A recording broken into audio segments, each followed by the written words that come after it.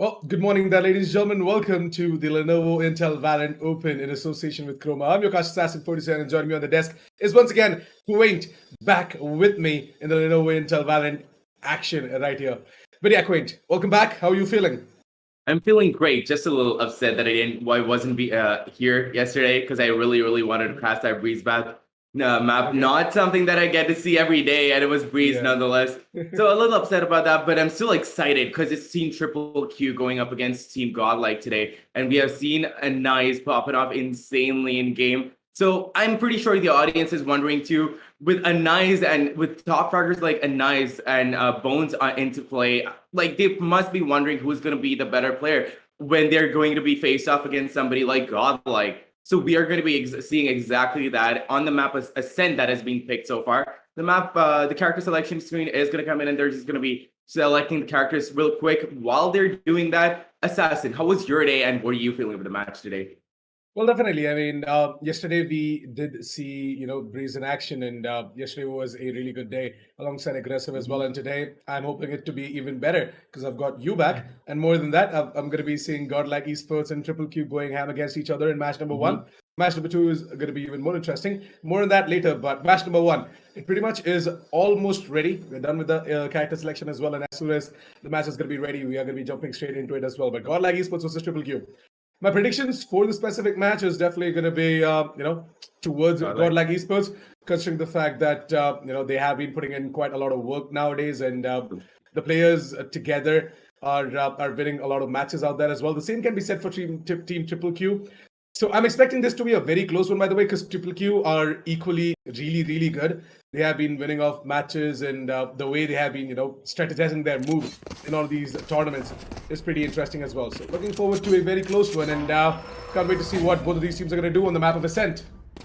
Exactly. I feel like you're right. It's going to be a win from Godlike. We can be completely sure, but I think it's going to be a close, 13-10 sort of scenario. So we'll see if that's going to be happening, as we are going to go into the first round on the board with Godlike on the attacker side. They are going to go in for a little bit of aggression towards A, as Antidote is going to be holding a cheeky angle down A lobby, just waiting for somebody to push. They're going to be playing super slow off the bat, which is not like Godlike, who normally rushes in and gets the side by force and starts popping heads. But meanwhile, they are going to be trying to get a little bit of mid control, but Titan and Zenith are going to get 2 kills, then followed by Bones getting another 2v4 situation already, as another kill goes out by Deathmaker this time, and Rexy is going to be pulling up the slack for a scene.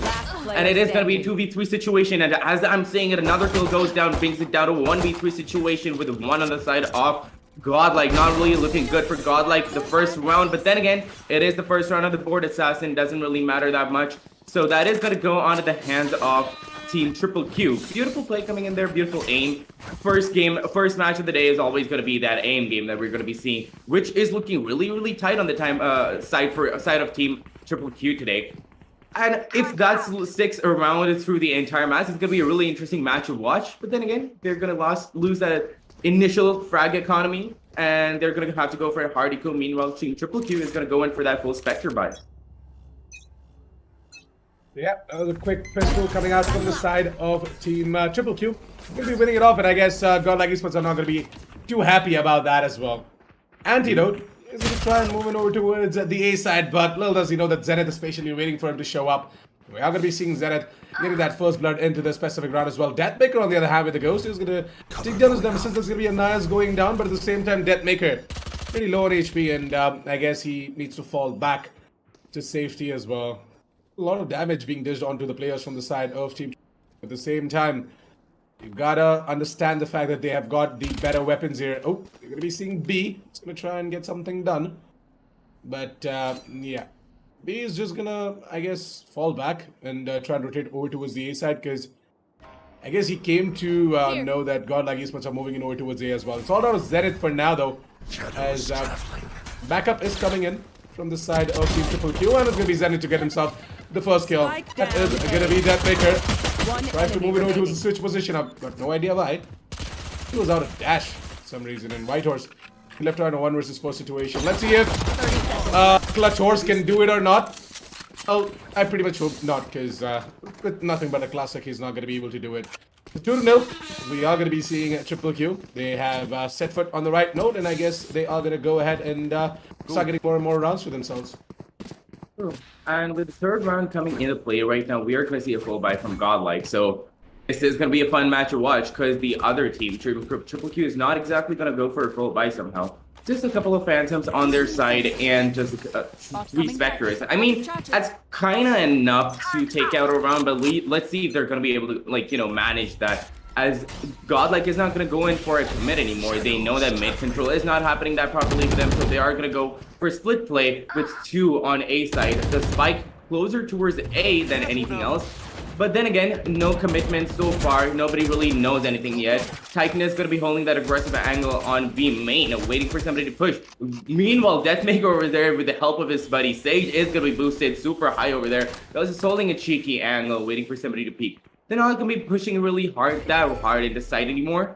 And this is probably one of the very few times that I've seen Godlike playing super slow. And as is for good measure, because they have seen what happens if they start underestimating their teams, their opponents before. And that's something that they're not going to be doing. Whitehorse is going to be landing the first kill. I mean, not the first kill, actually the second kill, because it is all the way a 3v4 situation. Meanwhile, Bones is going to pick up that slash. He's going to get a couple already off the bat. 2v3 situation. The lockdown is going to come into effect. Let's see if that's going to help their team out by any means. Deathmaker already down to a really low health and not having a proper positioning does get taken down by Bones. 1v2 situation. Astra is going to have to like clutch it out, but he's not going to be able to because Bones is just popping off today. His aim seems to be on point and his spray is not missing as he helps his team get the third round onto the board for themselves. 8 kills, 1 death so far. I mean, I feel like Deathmaker and Bones have switched positions a little bit, Assassin. Yeah, I definitely think so. That is the case, and I guess Deathmaker it's not gonna be that happy about that as well. Team Triple Q for now though, having a blast by the way. 3 rounds in a row, and I guess they're in turn to get that 4th one as well, because Godlike Esports are gonna be on an eco this round. Nothing but the sheriffs, and yeah. Deathmaker, let's see if the blades are gonna do some damage or not. Blades for Deathmaker is definitely something that stands out. But at the same time, you never know. When start Team Triple Q, they are pretty good when it comes to their aim prowess as well. Deathmaker, as I said, going to be having any issues whatsoever for getting himself that kill, the Blade Storms as well. Go ahead, get himself a kill. That is going to be Titan going down. And I guess Bones is going to peek out from the A shot position. Flex. Not going to be able to see his face ever again in that specific round, at least. Anaya's holding up close and personal. Going to find his nemesis. This is going to be Deathmaker going down. He knows that there is one more player over towards the courtyard. It's going to be Rexy, and Whitehorse gets taken down as well. Left to Antidote in a 1 versus 3 situation. Anti, let's see if he's going to be able to do something or not. Is he going to be able to dish out more damage, though? Take away as many guns as possible from the side of team at Triple Q. It doesn't even matter, but at the same time, it'll be something. Like, something's better than nothing. And it is going to be a nice to peek out wide and get himself the quad as well. Haters are going to say eco frags, but I say Anaya's too good, buddy. Exactly. I mean, it is so satisfying to watch that aim just snap onto those heads and take them down, Like, it's so crispy, and Nice's aim is so crispy, it's worth a watch. But then again, we've got another star player on the board. It's Deathmaker. Today, he doesn't seem to be having that great of a day. Seems to have woken up on the wrong side of the bed, like you happen to do sometimes. But let's see if he's going to be able to grab that morning cup of coffee, wake himself up, and get that energy back into him to, like, start popping off like he normally does. Not always sure about that, but Deathmaker is going to be pulling that aggressive peek down B main.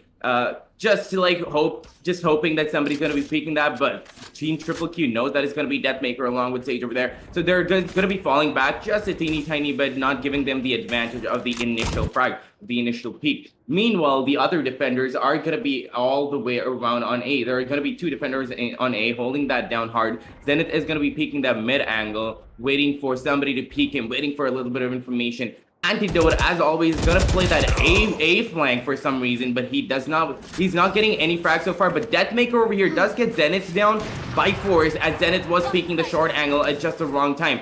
Since they got the initial frag, they're probably going to go in for an A rush through short, which is exactly what they seem to be doing. But little do they know that 2 defenders are already there in Treehouse, waiting for them to come up. Titan does pull his boom bot in, and a beautiful tap on Flex does manage to get him down really beautifully. Deathmaker also happens to walk out of the spray, so he's down to 28 points of health. Not really looking good for Deathmaker there, and it's not even looking good for Godlike. But then a nice misses that shot down A main, but then capitalizing instantly on that antidote.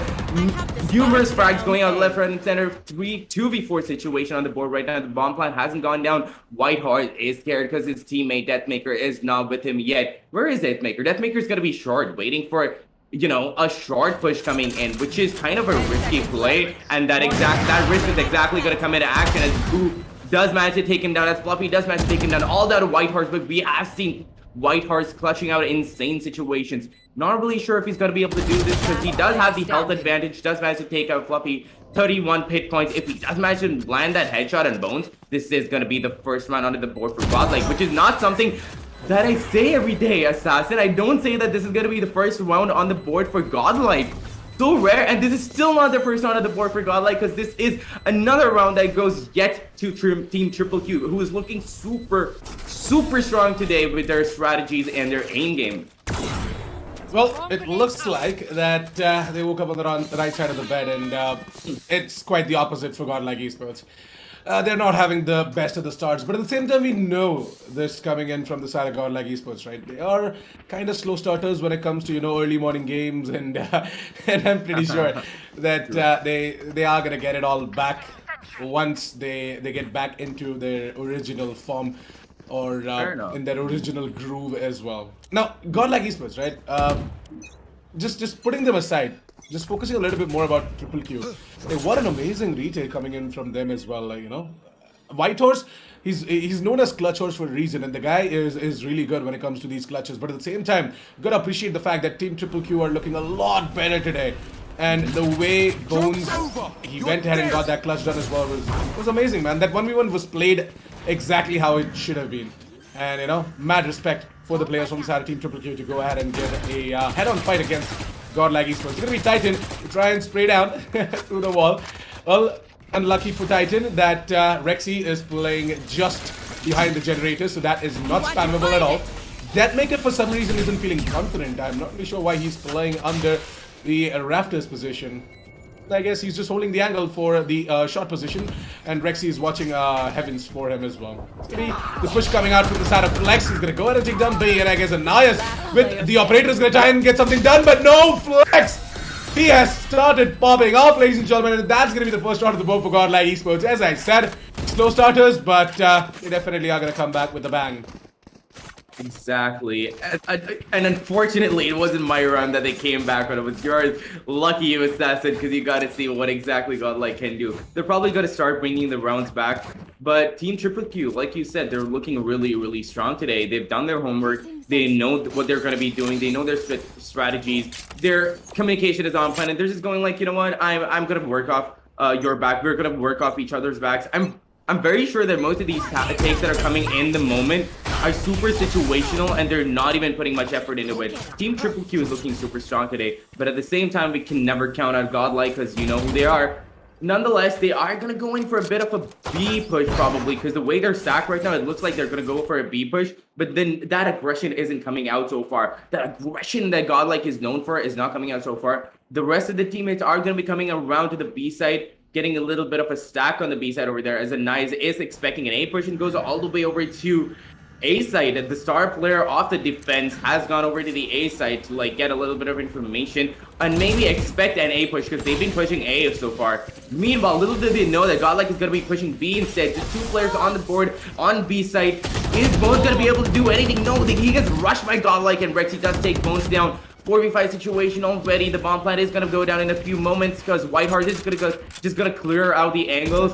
Fluffy is gonna be holding down that B main. I mean the attacker, the defender spawn. Sorry, I tripped up a little bit over there. Defender spawn position, waiting for somebody to push because the bomb plant has gone down. The rotate from the defense side has come in. A nice looking to pop some heads, but no, Deathmaker finds his head first and takes him down. Flex does get booby, and Deathmaker is just popping off, getting tight, and it's down to the last player on the board for the defense side.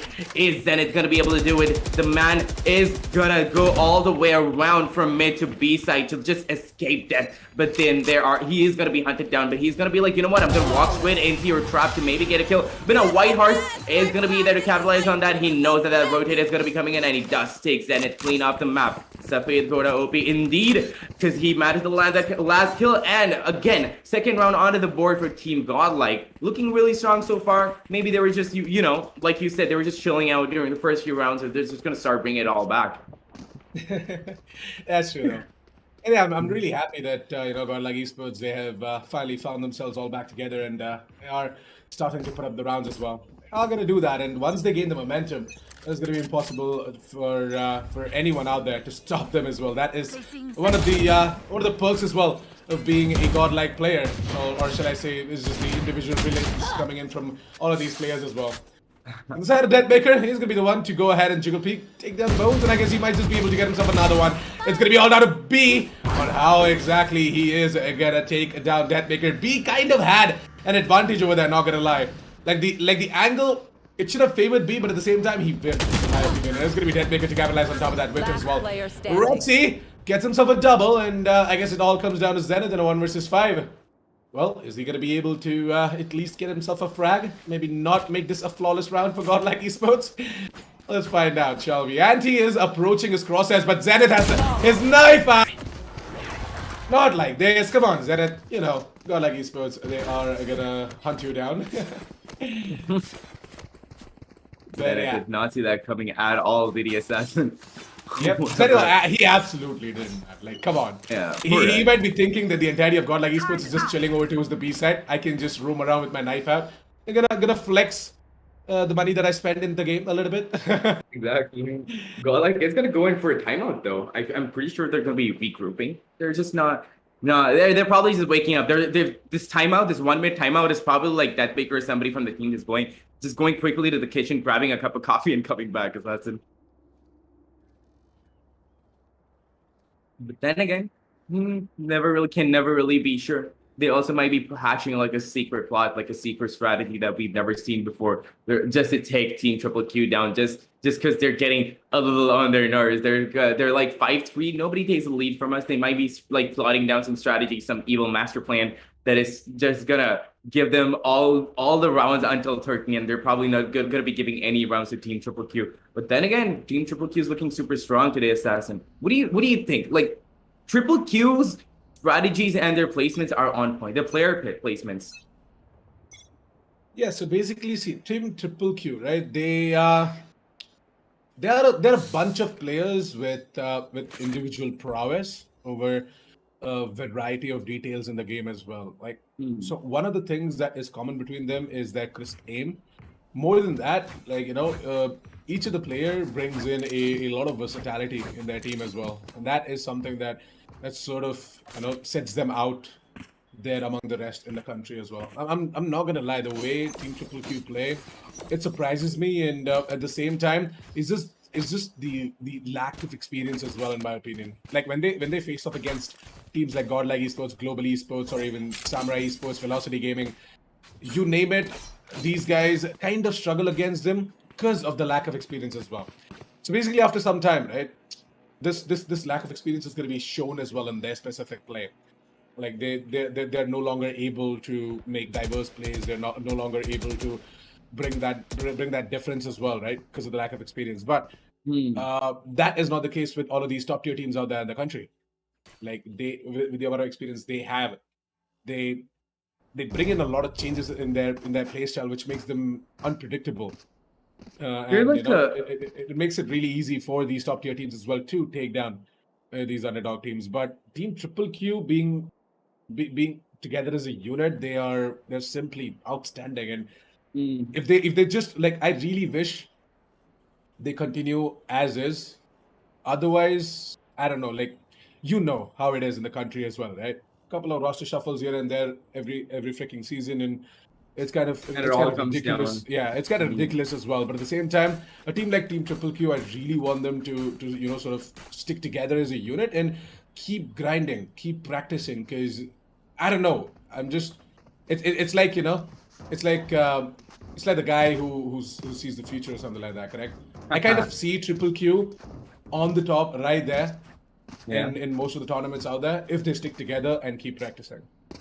I'd be lying if I were to say that I don't see that as well, because Team Triple Q has seriously got the potential, and they're bringing it out in these matches too. Like, like you said, a little bit of a roster change here and there, and it's just gonna come crashing down, and I hope that never happens. But Team Triple Q is just, you know, it's like a bright, shining beacon of light right now, because they have so much potential that you can almost see that professional team in them. You can see them becoming an entire organization because they're that good. Now, if they just keep grinding, which they are anyway, they keep at it without making much of a roster change because they've got such synergy, such a good synergy going on that this is, you know, one of those teams that you look down the line, you look back to and you're like, you know what, Team Triple Q, remember when it was formed? You remember when these amazing friends started playing, just going off of each other's backs, and with that amazing synergy, just, you know, making up these beautiful plays and coming out into the top tier teams. It's just gonna be fun seeing that happening in the future. Nonetheless, we are gonna go out of that pause time, and we are gonna go down onto the 9th round of the board. The setup is gonna be coming in a little slower because that long timeout did take out the wind from some of the players. They are gonna be a little more spread out, a little more, you know, not depositing on any one of the sides. So Antidote is going to give up his A flank, which he always does, and he's going to give that position of the white horse. He's going to be like, you know what, I've been holding this corner every time, just take it up for me. Titan is going to be clearing that corner because he knows that Phoenix is always camping over there. White Horse does get taken out instantly, but Rexy is going to take that instant frag, but he is still down to 11 points of health. He needs a little bit of healing, but there is no healer on the team. Meanwhile, the entirety of the attack team has taken almost full control of B side, and the entire control does come in now as Deathmaker does manage to take down Bones. They are going to be playing as a unit again with their other teammate who is going to be making that rotate, just coming in at the right time to clear out the site for them. And Nice is going to be holding that aggressive angle down defender spawn. If somebody does peek him, I know Nice, I know his aim, I know he's going to be able to manage to connect those shots. But then again, we're not really sure. Titan over here is popping up, just gets Flex caught off guard because Flex shouldn't have, you know, he went in for that Flex, he went in for that peek, and that did not connect, and that is probably going to cost him the round. This might be just the round that the defenders are looking for. This might be the 6th, but no, Deathmaker is going to be there to deny that. Does take out Boo, does take out Titan, and at the same time takes Titan out also. Deathmaker is being the god that we know him to be. I mean, hence the entire team name's Godlike, right? We know what Deathmaker can do, and he's showing us exactly that. That pure aim prowess, that godlike aim. He's coming back up with it. He's just, you know, shaking his mouse off. He's gonna be like, you know what? I'm gonna come back into this. I have my morning cup of coffee. I'm gonna show them what my aim truly can be. 5-4, as we are gonna be seeing Team Godlike Esports. They're just a round away from tying things up at the scoreboard, and I guess, you know what? They are gonna be able to do it as well. As Team Triple Q, they're on nothing but the upgraded pistols, I guess. Team Godlike Esports shouldn't have a problem taking down all of these pistols as well, but at the same time, do you guys remember what I said? These guys are aim stars, and with the pistols, things just get a little bit too interesting with them, especially the sheriffs. So let's hope that, you know, they are going to be able to find some nutty headshots onto these godlike players, and Team Triple Q might be able to put up their 6th round of the board. You never know. This is an unpredictable affair for sure. Now, Nice is going to take out that recon bolt, and no information is to be given away into the hands of Godlike Esports, except for the fact that, yeah, there is someone over towards the market area, but how many is the million-dollar question. Titan and who exactly is it? Titan and B, right? Yeah, Titan and B holding over towards the treehouse area. Not gonna be able to defend the treehouses, but Anais does get the frag onto its flex. That is something. I'm gonna be seeing him getting up that Vandal in his hands, and maybe he's just gonna dish out some damage as you know, the entirety of Godlike Esports. Even though they have got 4 rounds in a row now, it won't really matter if Team Triple Q go ahead and take out some of the guns from the side of Team Godlike Esports. But at the same time, it's gonna be something, and something is better than nothing. You all know that. Deathmaker does find Bones, and Rexy is gonna spot out on eyes as well. Anti might just come in with the flank, by the way. Anti is over towards the high mid area. It's gonna be Deathmaker to go ahead and get the triple in this specific round. Put up the 5th round of the board and tie things up with the scoreboard, ladies and gentlemen. 5-5. As we're approaching round number 11 now. After this is going to be the final round of the half. What exactly are your predictions for the half, Quinn? What do you think? Is it going to be 6-6 or are we going to be seeing a 7-5? I think it's gonna be a 6-6 assassin because I was just seeing that you know, Team Godlike getting warmed up, and they've warmed up now. Because look at Deathmaker, and not only is it the 5th round onto the board for them, it is the 16th kill onto the scoreboard, onto the personal scoreboard for Deathmaker. He's feeling it right now. He's come back at it. He can warm up even a little bit more, and he can, like, you know, start popping off insane frags. But then again, we're gonna be seeing that in the later half of the round, I assume. So far, there is not going to be aggression as we move on to the 11th round onto the board. We are not going to see any aggression from the attackers so far. And Antidote, as always, is going to be holding that cheeky angle on A main. Now, Bones, I'm pretty sure, is aware of that because Antidote always plays that angle. He might just push that corner. Bones might push that corner trying to get a cheeky, you know, frag onto Antidote because that's just not... It's very common for Antidote to be holding that. So if he keeps holding that round after round, it's going to become really obvious. No frags have gone out so far, Assassin. Really slow-paced round because it's already down to almost 50 seconds onto the clock remaining for the attackers to push on the site, but they're not going to be making a commit. There is going to be one Sova down all the way on B spawn. Rexy over here is making a little bit of noise to make it, you know, fake it out a little bit so that the rest of the team can push it on the B side, on the A side. But Anais is going to get that insane kill on Rexy. That beautiful bamboozle play does come in. They smoke out just the right corners. They take control of the site. They're going to be holding it down super well. The bomb plan does go in, but Titan cannot do anything because that smoke is there to obstruct his vision, and he does not know what to do. Deathmaker is going to be holding that like really aggressive angle, but he does not know that Anais is going to be holding that one off. And that op is going to come into action, and he takes out Deathmaker clean from the map. This just might be the 6th round onto the board for the defenders. And as I said, Bones is going to be popping off and does manage to land 2 beautiful kills on Flex and Whitehorse. With that being said, this is going to be the 6th round onto the board for Team Triple Q, who are looking very strong against Team Godlike today. And Godlike have been known to be taking the opponents a little too... You know, they underestimate their opponents just a little bit. But today, they did that for 3 rounds. They were picking it back up, and they got it up to the 5th round onto the board. But unlike the other match that we saw with Godlike going up against Team Outlaw, this is Team Triple Q showing them what they're made of. These are a potential professional team. Team Triple Q has what it takes to become a professional team. I don't even have anything to say to them. There's nothing that they can improve on except just practice, Assassin. And them going up against Godlike, we have been asking this question all along. We were wondering who was going to come out on top. We're going to be seeing exactly what is going to happen. But then again, really good gameplay so far. Completely agree with you on that, man. Like, Team Triple Q, they've been putting in the work, and props to them as well for doing that. They have put up the 6th round of the board, and they can pretty much, you know, just sit back and relax for now. Like, even if it ends 6-6, doesn't matter. But if it can end 7-5, that's going to be a cherry on top of the cake. So, Triple Q, they definitely are going to try for that. Bones is going to go in for a white peak really soon, and I guess Deathmaker is getting a little bit paranoid about that. Like, he knows as long as Bones is guarding the A side with that Killjoy, he's going to pop out from somewhere. He's going to take me down. So, I got to be careful. I got to watch all the angles. It's going to be Deathmaker to just dash into the side. He's just going to clear out the generators area. He's going to clear out the back of the green boxes as well. And with that, the A side control is with Godlike Esports. It's going to be Team Triple Q to try and go in for the retake. And I guess they are going to be successful in doing so as well. We do see that we've got the Omen from the side of Team Triple Q has got his ultimate ready. Never mind.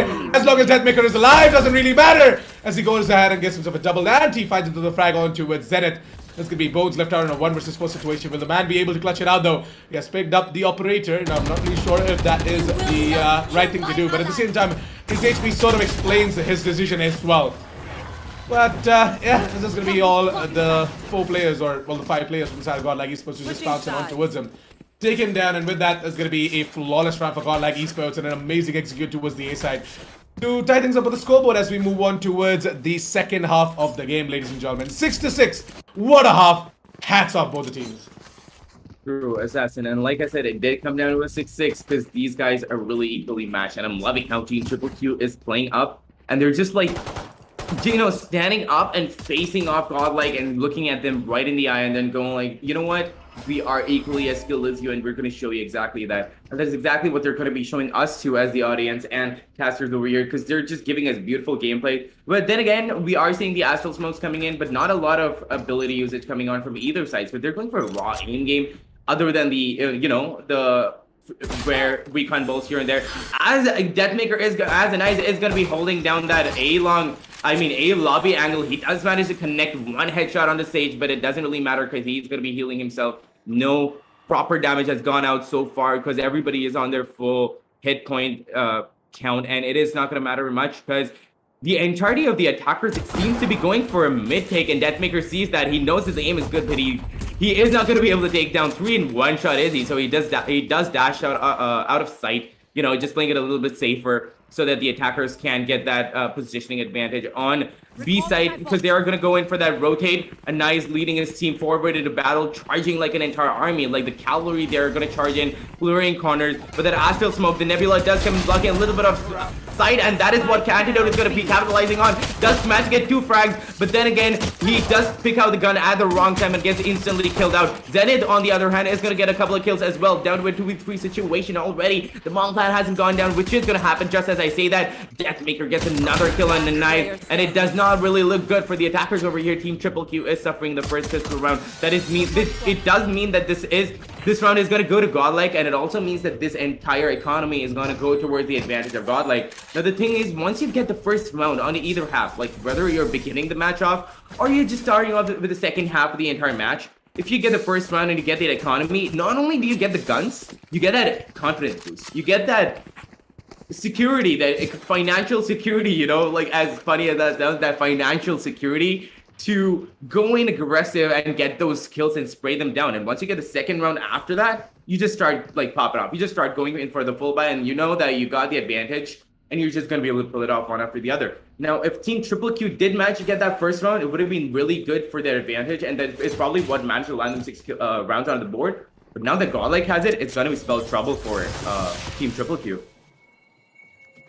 Yeah, with that pistol victory coming up from the side of Godlike Esports, they have set the momentum for the second half of the match as well. To be completely honest, I guess Triple Q, it won't really matter to them as well. Like, it's just the pistol round. They're going to lose one more round. What else? It's still going to be 8-6 in favor of Godlike Esports, correct? So what you can try and do is, get your full guns out and get your 7th and the 8th as well on the board. But ooh, Spike down A.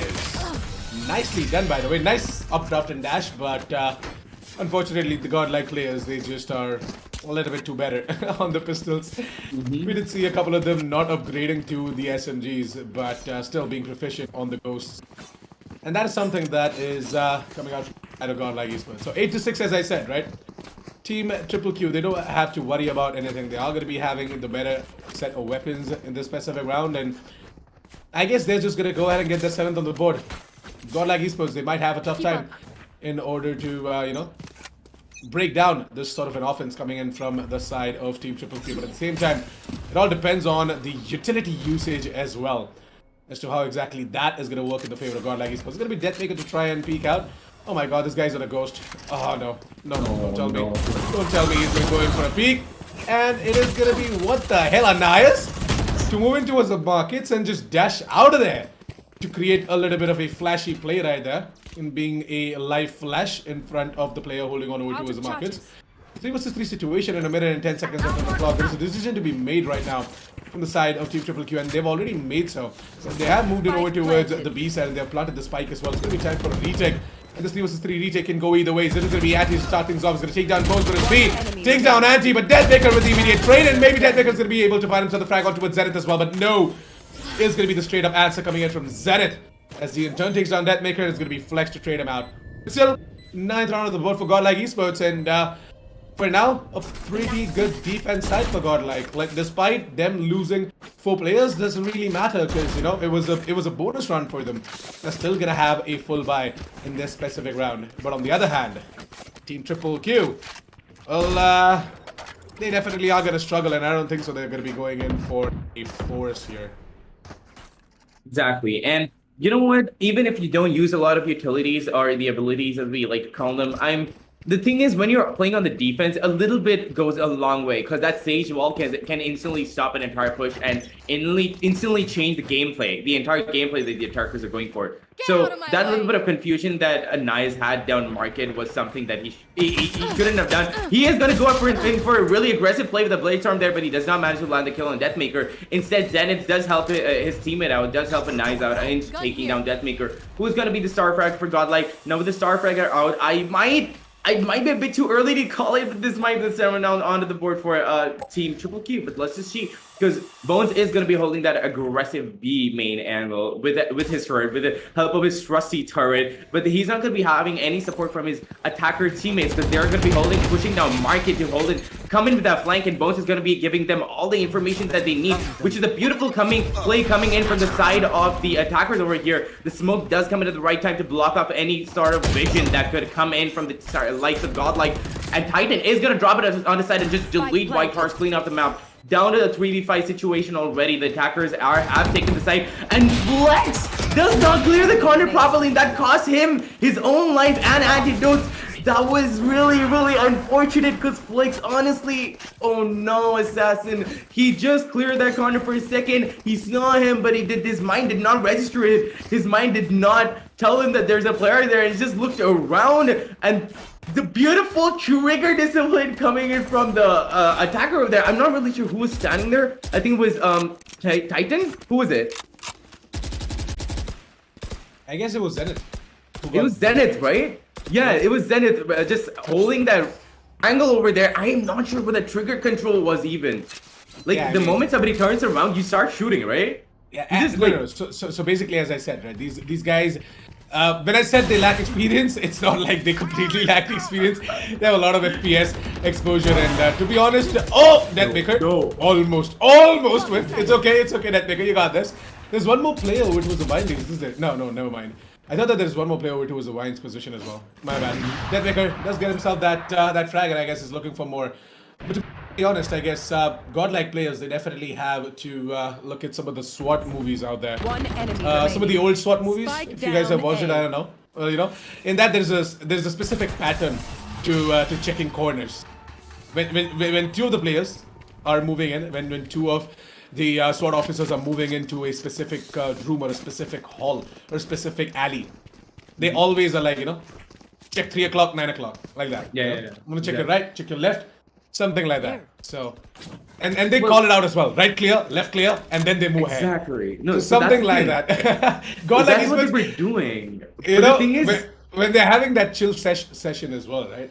They should definitely have a look at these SWAT movies because they're pretty damn good. True. And on top of that, Zenith did. You know what? Like when the moment that Sage turned around, Zenith did have like a minor F moment where he did not shoot. But then the moment he did turn around, the moment Sage turned around, other players would have normally instantly started firing, right? But then he was like, you know what? Calm down, Zenith. Calm down. He hasn't seen you yet. You're very, very lucky. Just hold your trigger, and then he just managed to take out 2 players instantly. And as I'm saying, like as I'm talking about taking out players, the first frag does come onto the board as Bones does go down from the side of I'm not really sure who because I didn't really pay much attention. My bad. But then Bones does go down. That does mean that the player disadvantage is going to be on the side of Team Triple Q. Are they going to be able to capitalize on this? Are they going to be able to manage in spite of that one player falling short?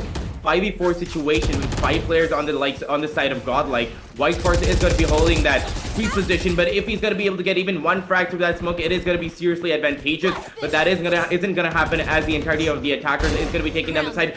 Beautiful, crisp shot by Deathmaker over there as he sees just a little bit of the head and he goes in for that shot, manages to connect it. But sadly, he is going to be instantly taken out by the attackers over there. Rexy is going to be over here capitalizing on that bomb side, but no, Zenith just says no and takes him down instead. Takes another Earthlight down to bringing him down to a 1v1 situation. He is going to go in for the ultimate play, but nobody knows where he's going to be. Zenith with a beautiful cancel coming in at the right time, plays White Hearts right out of the situation that he thought was in his hands. Zenith, what was that play coming out, my guy? What the hell? It was so good, Zenith. Honestly, this entire play is making me reconsider that entire thing that happened in Market. I think that was calculated, Assassin. I think that he knew that they were going to play all that. I think that was calculated. Bro, What the hell did I just witness? Oh my god. Zenith with them 9,000 IQ outplays. What the hell? Like, man, the guy just quickly teleported over to the vines and then, you know, White Horse, he's fully confident. He's got his knife out. He's like, hey, he went out, man. He definitely went out. He's not going to peek. I'll just stick the half defuse and then I'll fight him. And then, you know, Zenith comes back. He cancels the teleport. He's like, well, surprise, surprise. Exactly, and that's exactly what I'm appreciating about Triple Q. They're on point today. They've done their homework, they've done their practice, they've had their swim sessions, they know what they're capable of, and they're showing Godlike how much a little bit of a good practice session can help them. That attacker lockdown does come in, and Nice is gonna be spraying that under heaven position from below, managing to take out a lot of help from Sage, but it is Sage, so he's probably gonna be going in for that heal again. But we can never really be sure. Already down to a 3v4 situation as we were talking Assassin, and Brexy does manage to get the kill on Assassin. Oh, on a Nice, I'm really sorry, not on you. Nice, on a nice. I'm sorry.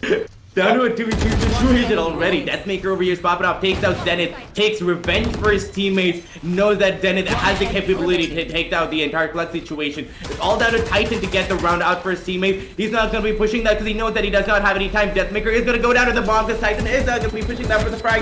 Deathmaker, sad ending to a really beautiful story. Goes in for that attempt. Titan down to 19 HP does clutch out the round for him. And again, at the same time, really sorry, Assassin, for making you die in that entire round. Well, you can't kill who's already dead. Anyways. Oh, wow. But jokes aside, to be completely honest, thank you so much for including me in this specific game as well. I feel honored. But yeah, I really wish I was playing, by the way, you know. Sometimes, you know, when you're just watching the game, sometimes just ideally think that, hey, if I was in this specific match, man, damn, would have been really it would have fun, been it definitely would have been a proud moment to be playing alongside these titans. Well, at least you got close now. Yeah, I mean, I definitely am, but at the same time, all of these pros are just so freaking busy, man. Like, all of these guys are very close friend of mine, and they're just very busy with all of these tournaments going on, and I'm busy as well, so we don't really get the time to play together. And I guess White Horse won't be having the time to be playing in this specific round as he just got taken down by Anayas. Anayas with them insane plays, man. The drive-by coming in over to the treehouse position, though. What the hell? Like, it's just ridiculous to see Anayas just pop off like that. And it just makes you feel like, what the hell just happened to me? Like, if you are on the receiving end over there, you will think that, hey, man, what the hell? Why did I just sleep over there? That guy just did a drive-by onto me, and that was ridiculous. I felt it. Exactly. And it is down to a 3v5 situation already. Assassin looking really strong. Team Triple Q is looking really strong on this round over here. Sage is still there to heal his teammates out, but I'm not really sure if he has that ability ready. But if he doesn't, he can still play to his advantage. But then again, the defenders don't have any time left, and the attackers know that. So they're just going to funnel out of sight. There's just going to be... Meanwhile, Godlike is just going to be holding good, you know, like exit frag positioning, waiting for somebody to push and maybe get a few frags. Just like doing a little damage to their economy. Then again, Godlike knows when they gotta rein it all back in, but Team Triple Q is giving it to Godlike. 10-10 on the board already, Assassin. Yeah, that was a good one coming in from the side of Team Triple Q, and that is the explosiveness that they sort of needed as well, right? That explosive play is something that you badly want in a situation like this, and I'm so happy that there's like Anayas and Bones on bringing in that explosiveness as well. Like, the entire team as a unit is doing good, and I'm loving it. Like, the way Team Triple Q are playing. As I said, it's going to be a very close affair, and it is already 10-10. What do you think? Are we going to be seeing an overtime, Quaint? And the chat, you guys as well. Let us know if you think that this game is going to go overtime or not. I mean, I personally think so, that it might go overtime, unless and until Godlike Esports pull out some rabbit out of the hat, or, you know, the defenders that have taken the timeout right now. That is Team Triple Q. If they also go ahead and bring out some sort of a strategic move in order to take out Godlike Esports. Oh, actually, my bad. The defenders, that is Godlike Esports. My bad. Not the Triple Q. Yeah, Godlike Esports. If they go ahead and, you know, get a surprise call from their IGL Havan, who is gonna guide them in order to make the specific play, or maybe, you know, Team Triple Q pull out some sort of a strat as well. Exactly. And we are going to see the 21st round, sorry, coming into play right now, as the attackers are going to be really clumped up towards the A side. They are going to be going in as the cavalry, probably charging towards A. Not so far, and not so fast at the same time, which is what I got confused with. They're not going to be going off for the push straight off the bat, but then again, they're going to be playing it a little bit slower. They know that these really burst-like explosive plays are coming into their advantage, but they have to take it a little bit slower this time. They've got to play for the positioning, maybe get one kill, block off sights, and rush into sight. Deathmaker with that beautiful op is going to be holding down that angle from heaven. He's going to be holding down that angle with the reverb, but then he has to push back because beautiful utility usage from Raze over there does match a push off Deathmaker, and the smokes do come down, like blocking off any sort of vision from the defender side whatsoever. The bomb plan does go down, bringing, and it's still at a 5v5, but as I'm saying it, Bones does manage to take out White Horse.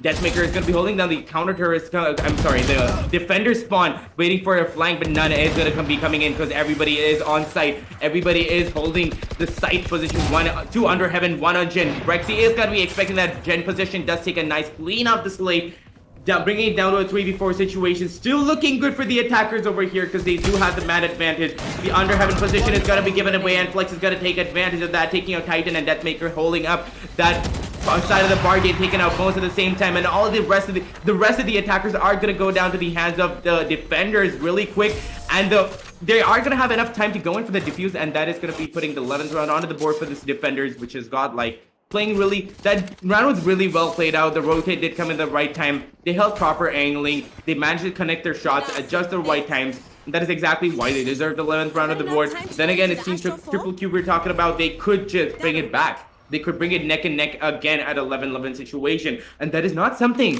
that you see every day with the team going up against a team like Godlike Esports Assassin's, which is why this entire match is really entertaining and really fun to watch and cast for. That's right. That's what we wake up to every day as well, right? Looking forward to seeing all of these teams participate and perform really, really good. And that's exactly one of the reasons as well for me. Like every single day is a different experience. And oh my god, Deathmaker through the smoke! Stop it already! What the hell are you doing? Team Triple Q, they are gonna be feeling it right now, and they're gonna be like, why are you doing this, Deathmaker? Why are you decimating us like that? And it is gonna be Bones to be checking the corner and Flex to sleep off while trying to hold on that specific angle. Zenith takes down Rexy, and I guess this might just be the round for Team Triple Q, but no, Anti. He's gonna stand tall and is gonna come back alive. He's gonna come online and he's gonna take down one more player over towards the mid courtyard. All comes out of Bones in a 1 versus 2.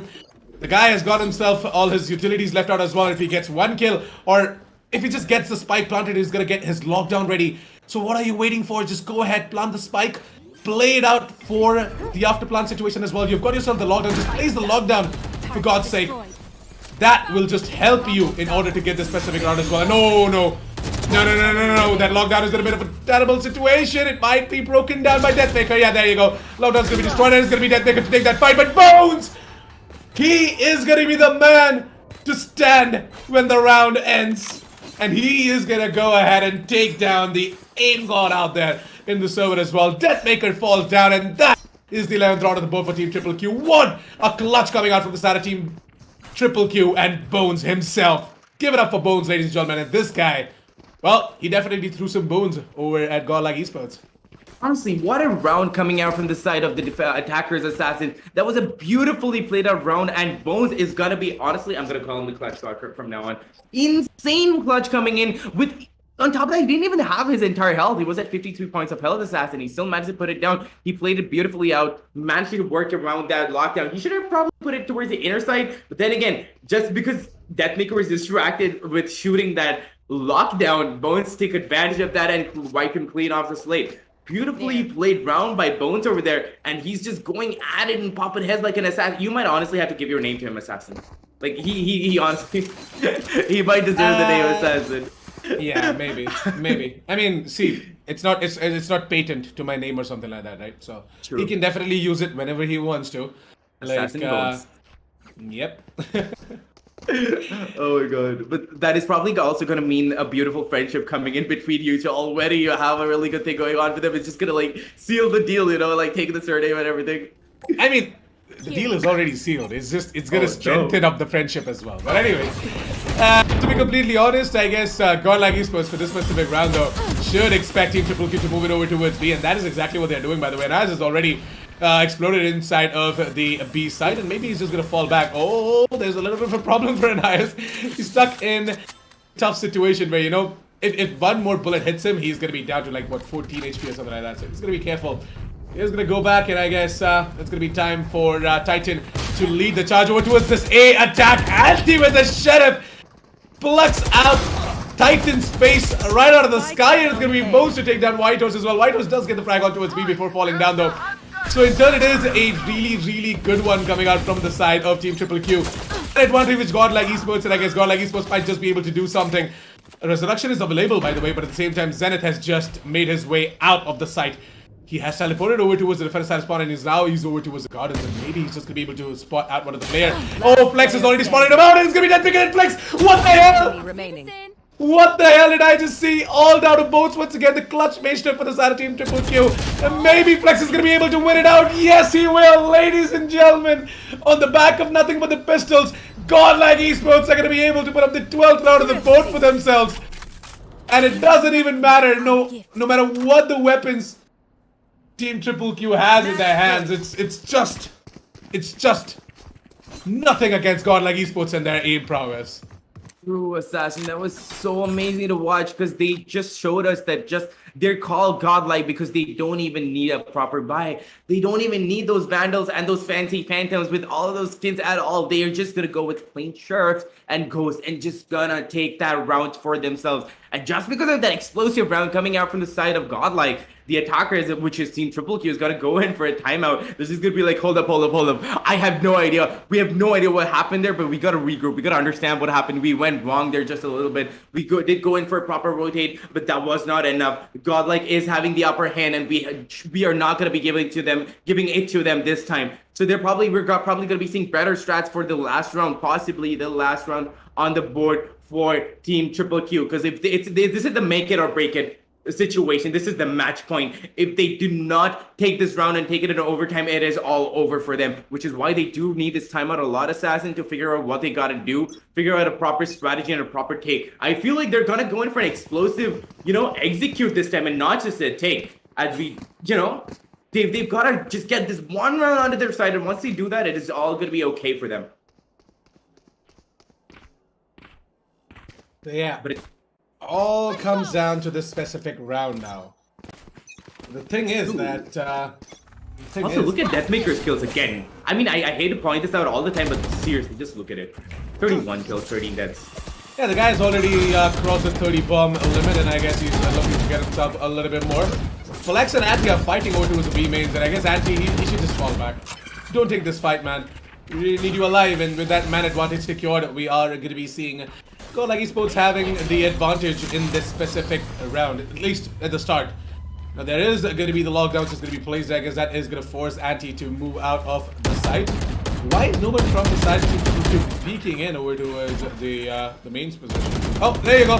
They're now gonna move in on top of that smoke being put down by the Astra, and I guess it's gonna be time for Godlike Esports to try and get this all back. And he has finally activated himself. He's already got himself a triple this round and is looking for more. Flex takes down Titan. It all comes down to Zenith. Ladies and gentlemen, it's all over. Godlike Esports are going to go ahead and close it out. 13-11. We are not going to go overtime. But what a match coming in from Team Triple Q. Hats off, you guys. Absolutely loved it. Brilliant gameplay coming here in Team Triple Q, Assassin. That was something that I did not expect to see, because they just gave it to Godlike. Godlike, although they were taking it a little chill in the beginning part of the round, they realized that these guys are not somebody to be underestimating, because Team Triple Q with their aim prowess, because honestly, Anais and Bones have got aims on par with some of the best out there, Assassin. And you know that, because you told this to me yourself. I didn't believe you at first, but now I'm seeing just how right you were and just how good they are with their aim. And not just their aim, their entire team play, their synergy, and how they take the site so beautifully and play around with their utilities, all their abilities. Beautiful to watch Team Triple Q come up in the scene, and I'm very, very, very sure that they are going to come up so far that we're just not going to be able to see them anymore. They're going to be sitting tip-top on top of the tower, along with the likes of Godlike, along with the likes of Enigma, and all the top-tier teams out there. there is going to be that name shining bright in golden letters, Team Triple Q, and I'm waiting for that day because I know that they've got it in them, Assassin. Beautiful play and a beautiful match coming in from both sides. That's right, though. I mean, Godlike Esports. Look at that Maker sitting right up there, 32 frags. Closest to him is Zenith with 20, by the way. And no, actually, never mind. Bones is sitting at 22 as well. Sorry, failed to notice that. Well, it looks like that Zenith, he managed to get himself a first blood more than Bones, and he has an higher ACS as well. But to be completely honest, guys, what a play! Godlike Esports, take a bow. They managed to close it out as well against Team Triple Q, but Team Triple Q on the other hand, see, this is exactly what I was talking about, right? When it comes to the experience as well from the side of Team Triple Q, they have a lot in terms of individual plays and aim prowess and whatnot, but at the same time, when it comes down to the matter of experience, it's just that all of these top tier teams in the country, from playing since a long time, I guess they have gathered that extra amount of knowledge as well in the game that might just help them out a little bit more in order to eke out these crucial rounds when they need them the most. And that is something that Triple Q are going to learn as well eventually once they play more and more tournaments, and they're going to understand as to where exactly they went wrong. They're going to correct themselves, and they're going to evolve, and they're going to adapt, and they're going to come back stronger as well. So Team Triple Q, please don't be disheartened. You guys put up a valiant effort, and I'm not going to lie, I absolutely love it. And I am still going to be rooting for you guys as well. Let's take a quick look at the highlights, guys, because the highlights is ready. Let's take a quick look at all of these shiny moments from both of these teams, and then we can head on over towards another exciting game for sure. It'll be D2D versus Samurai Esports, so don't you guys go anywhere. All you viewers, we need you seated back into your seats. But yeah, let's take a look at the highlights right now. It was a good start coming out from the side of Team Triple Q, I'm not gonna lie, Mr. Quaint, but eventually, as I said, Godlike Esports being Godlike Esports, slow starters, but in the end, they did manage to, bring it back. I mean, Team Triple Q, they had like 5 rounds in a row. It was 5-0 on the board, and then Godlike Esports started bringing all of these rounds back together. True. Just like you said, Godlike honestly activated themselves. They just found that, power up button. It's like they just powered themselves on and they just went at it. And on top of that, I'm just gonna bring a little bit of a callback to what you said, like about Team Triple Q being disheartened. I do not think they're gonna be disheartened at all, because being able to put 11 rounds on the board against a team like Godlike is something to be considered. Now, every team in the country is gonna be like, oh, it's Triple Q. We have to be careful. We have to be wary because we know what they can do against Team Godlike, and we have to be careful against them. Triple Q is a force to be reckoned with, Assassin, and you knew that. You knew that perfectly well because you told that to me before. I honestly didn't believe you because I had no idea who Team Triple Q was. But every time that I see them coming into play on the tournaments, every time I see them, they're just bringing such insane plays that I'm just left speechless. And again, they did exactly that this round. But then again, Godlike is what they are. They just activated themselves and they started bringing the rounds back.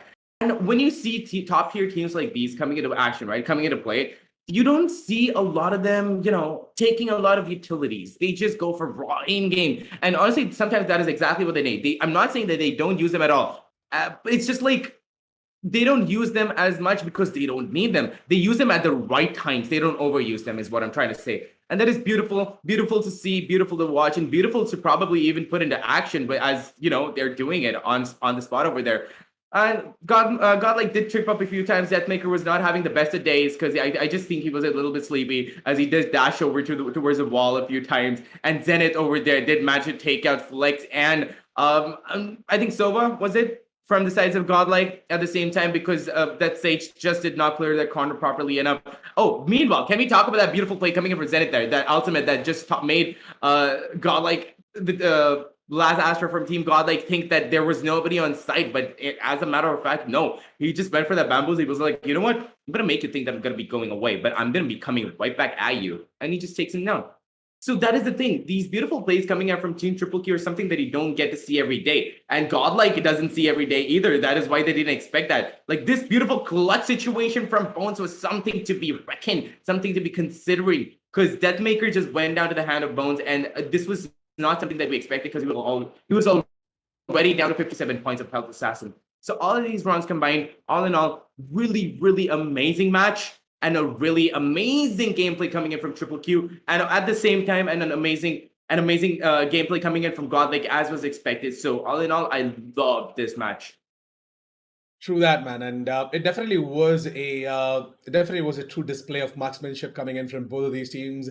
Both of them had their flashy moments, and both of them kind of put up a performance that we all were looking forward to as well.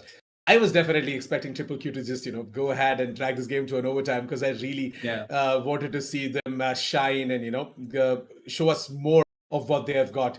But maybe it's just not that day, and they were not able to close it out as well and drag this game to an overtime. So it's completely fine. Godlike Esports, once again, congratulations for winning off this specific match against Triple Q. Triple Q, please go back to the drawing board, figure out what went wrong, and get it fixed ASAP, because I can't wait to see you guys wreak havoc in the server once again. With that said and done, we are pretty much done with match number 1. We are going to be moving on towards match number 2. There's going to be Samurai Esports and D2D Esports. Once again, it's going to be a nail-biting affair for sure. You guys are watching the Lenovo Intel Valorant Open in association with Croma. Please do check out some of the best deals going on the Legion gaming notebooks powered by the Intel Core i7 processors, using the link that is pinned in the chat as well as in the description down below. Or you guys can just visit any of your nearby Croma stores in order to check out the deals as well. Please do get yourselves a slick Legion gaming notebook and play just like these professionals in the server. I'm your Cash Assassin 47, and joining me is Quaint. We're going to be taking a short break, and we're going to be right back with match number 2 shortly. So don't go anywhere. See you right back.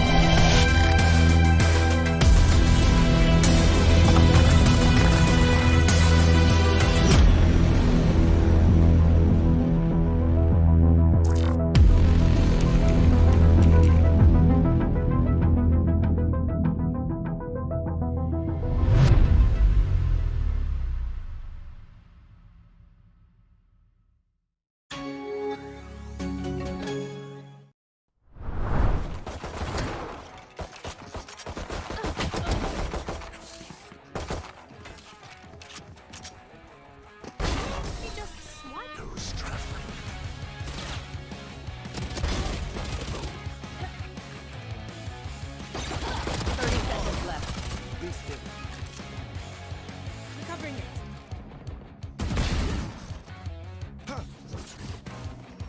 Found the killed my bot. Finished. Last player standing. Okay, where's Sage? Party's over. Ooh. Spike down. Bomb buddy out. One down. 30 seconds left. 10 seconds left. One.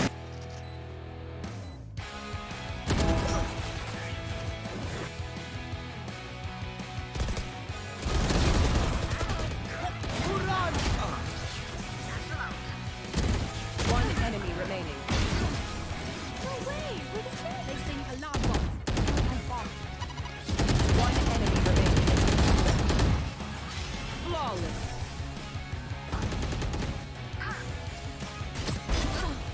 Got him! One enemy remaining.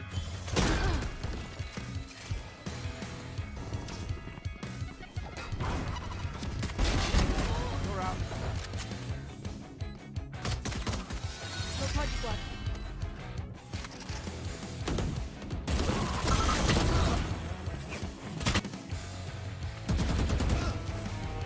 One enemy remaining. Last player standing. One enemy remaining.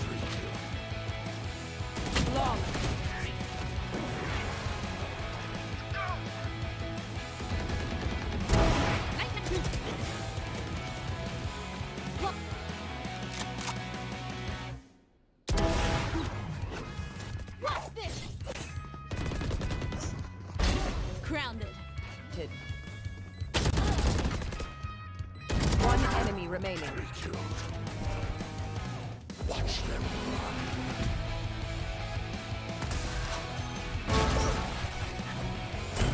You should run.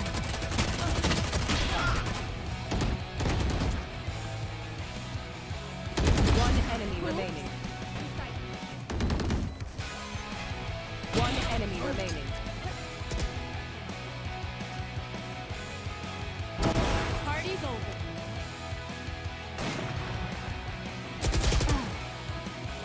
Alarm bot down. Placing properly. One enemy remaining. Clutch.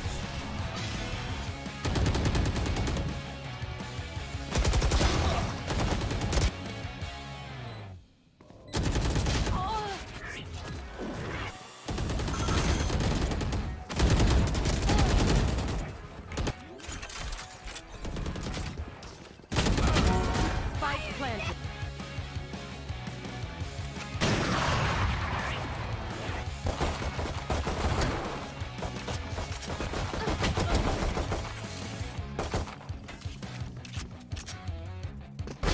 He just swiped.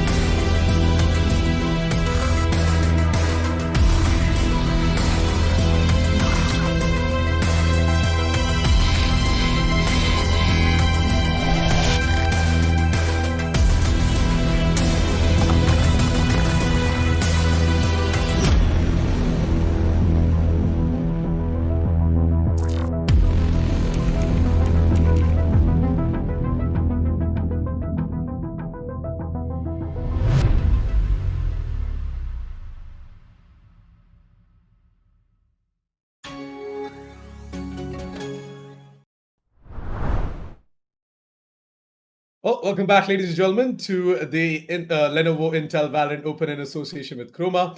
I'm your host, Assassin47. Joining me on the desk is Quaint, and we are back after finishing what was a very exhilarating match for sure. It was Godlike Esports versus Team Triple Q, which almost was about to go into overtime, but then Godlike Esports, they managed to close it out as well, 13-11. An amazing display coming out from both of these teams, and I can't wait to see Triple Q, just giving up more and more performance like that out there in other tournaments as well. I'm going to be looking out for them as well, but is the time to head on over towards match number 2.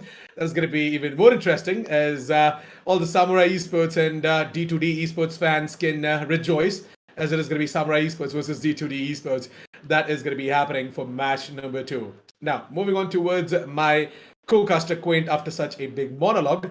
How are you doing, Quaint, and what do you think about this specific match?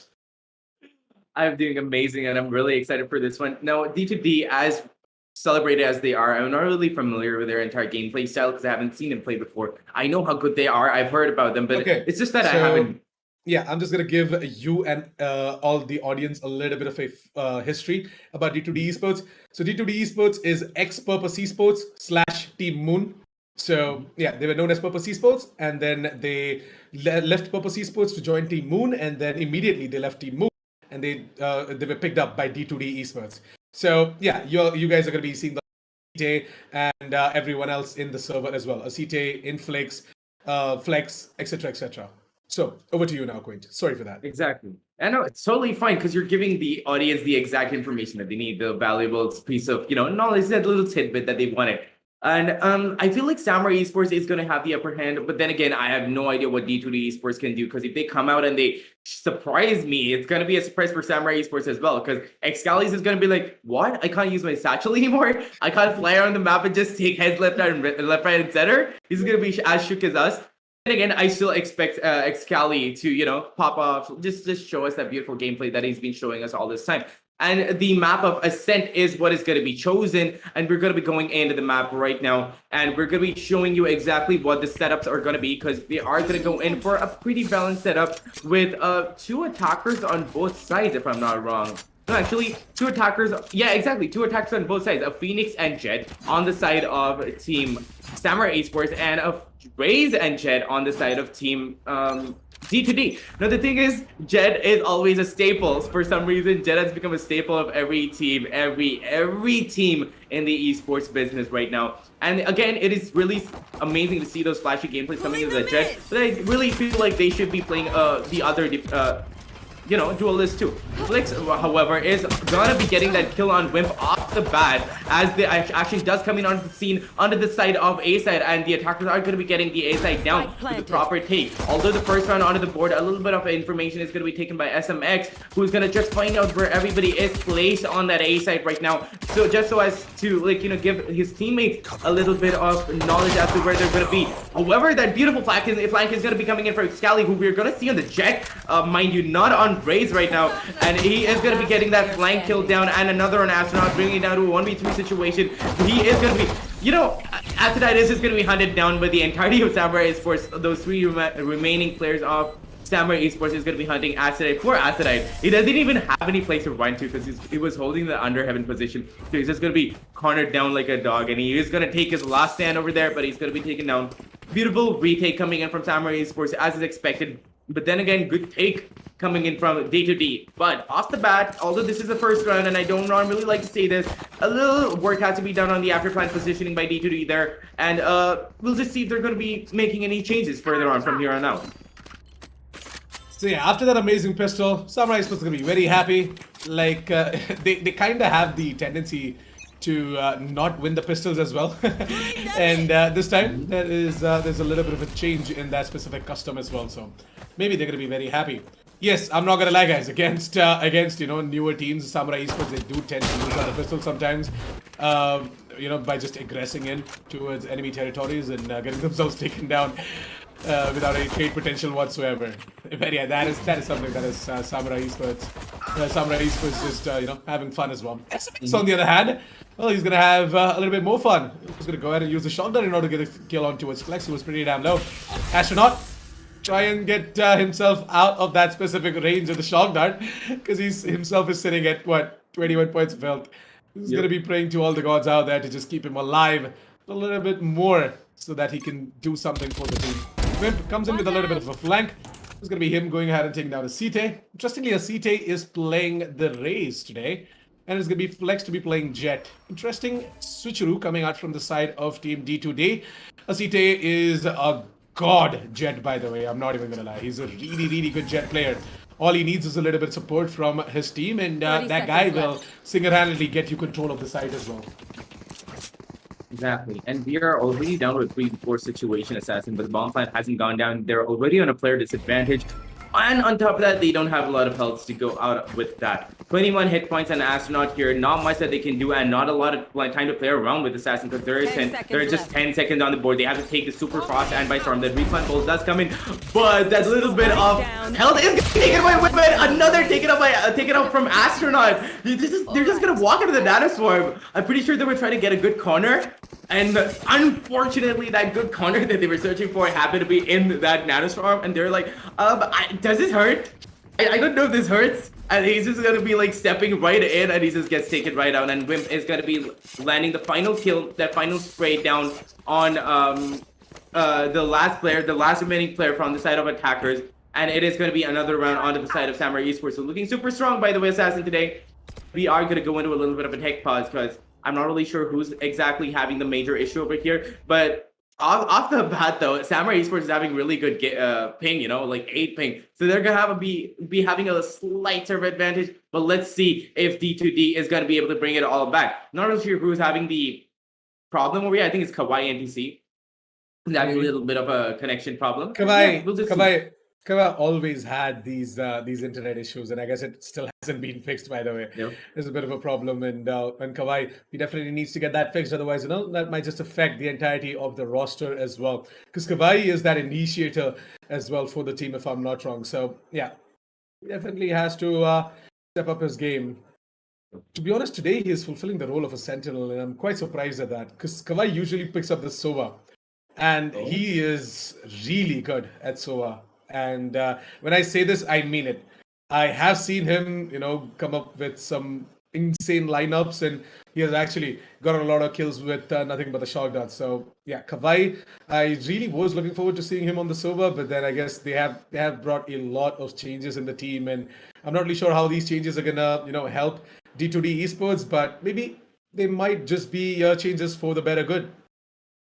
True. New day, new plans, right, Assassin? And sometimes those Yep. plans really coming to help you out for your entire team. So we shall see if those subtle changes in what agents each character is choosing is going to be coming to their advantage. Because a Sentinel, by the way, Assassin, as you know, gives you so much control over the entire map. You can't even. It's just so beautiful to see a Sentinel coming out, taking control of a site, helping your teammates out, stopping that push from coming in from the defenders over there, and just taking that site down with their teammates. It's just beautiful to see a Sentinel in action. If Kawhi is as good as you tell, put him out to be on the Sova, he's going to be equally as good on a Sentinel over there. So it's going to be beautiful to watch him play. And we are still going to be in that tech pause, though, sadly, because Kawhi, the Sentinel that we're all talking about, is still going to be having those issues that you be saying. And I'm assuming from the way you're saying he's been having these issues for a long time. You probably see him on other tournaments just having network problems, just lagging out, right? Because if back in the Purpose Esports days, back in the Moon days, Kawhi, he tends to have these issues, and you can't really help it, guys. It's just it's something that is still going to take some time, especially in the specific country where not everywhere the infrastructure is as strong as a tier 1, tier 2 city. So you can't expect everyone to have better setups as well. So Kawhi, he might have some of the internet issues for sure. You never really know. He will definitely look for an alternative or get it fixed as well. Because once it starts affecting the entire team as a whole, right? He definitely doesn't want that. He doesn't want. Nobody wants themselves to be the reason of the entire downfall. So yeah, I guess Kawhi is back, and I guess the match is ready as well. So why don't we quickly jump straight into the match, and then we are going to continue this specific conversation inside of the game as well. So, where Samurai Esports, they've already got themselves 2 rounds in a row, and they're looking to put up the 3rd one on the board. But this, mind you, is a full buy round coming out from the side of Team D2D Esports. Never mind, Inflix just got disappointed, so we just have to wait a little bit more. Just when we thought that we could start getting into some action, right, Assassin? Yeah, I mean, it's just unfortunate. It just got It is disconnected. what it is sometimes. It is what it is. It's still gonna take some time, though. I mean, everyone has issues, guys. It's not just these smaller teams. I mean, I remember Samurai Esports, they had to forfeit their game, a very important game, against one of the underdog teams as well. And they were not able to continue in that specific tournament whatsoever. So yeah, see, technical difficulties, they tend to happen, and it's still going to take some time in this specific country, of course, to get that awesome infrastructure up and ready. And do you remember Edit, Assassin? Yes, I do remember Edit 99. The one match, I think I casted like 2 matches for him, and the first match that I cast for him, he was getting insanely funny kills, and I had no idea why. Then I realized that his ping was above 200, and he was just having a really bad day that day. But then the next match that he came in for, he just started destroying the entire team. But yeah, these sort of things keep happening, and Inflix is gonna come back onto the board right now. And Assassin, if you haven't noticed already, we have the exact same team setup from both sides except for the smokers, who's gonna be Omen on the side of the attackers on the side of Team D2D over there, and it's gonna be Astra on the side of Blackhawk. I mean, on the side of Samurai Esports, sorry, on Blackhawk. And I'm not really sure who's gonna be the better smoker right now, because Omen has had a lot of coverage to the entire maps, and you know how to line it up. And you know how to play Omen a lot. But then again, Astra has full control over all of her abilities and can place those stars anywhere, which is what exactly makes Astra so overpowered, because you can place those stars anywhere and activate them at any given time. Now, Omen can't really do that, but he can make on the round, like in the moment sort of decisions, in the moment sort of plays. And that is what I think gives him the upper hand a little bit in some situations. And in close range maps, honestly, like Bind and stuff, Omen would always be the better player, would always be the better agent. But on a map like I said, I'm not really sure. I think it's Astra is going to be the better agent for the map of Ascent. So I'm guessing that Blackhawk is going to take full advantage of that and just start bringing it home for his teammate. And we are going to go out of the pause timer there, Assassin. And off the bat, nothing really chaotic, nothing really fast-paced. We are going to see a decent hold from the defenders. They're going to be spread out all across the map, 1 mid, 2 on A, 2 on B, just getting information. And now they do get the information that they are going to be pushing mid, pushing A main, and Excali is going to get a beautiful kill on Kawaii as the network guy does come back just to get killed. F for Kawaii, but then again, we still have 4 players on the board for Team D2D. They could still bring it back, but they're not playing together. Flex is going to go in for a flank. Flex is flanking for some reason, and that might not be a wise idea because that information has gone out. He's going to go out all the way to A side, probably just rotate and, help his teammate out just a little bit. The attackers, however, waiting for that smoke to go off, and now that has gone off, they're going to double peek. I'm very sure Acid A and Inflix over there are going to be double peeking that, just clearing out corners. Just a regular, usual attacker take, but super slow at that. So I'm not really sure what is going to be happening because I'm very sure that although they're taking it super slow and they're aggressing towards A main, they're going to be taking it super, super fast paced in like a matter of seconds. 30 seconds right left. Now, the door has been closed for some reason, and that the frag grenade is going to go out, and as I said, the explosive take is going to come in. Blackhawk is going to get the first kill on DPP, but it's going to be instantly traded out by Excali over there with that operator. Is going to take out Acid A, I'm sorry, and what an explosive round as the attackers get instantly shut down by the defenders there.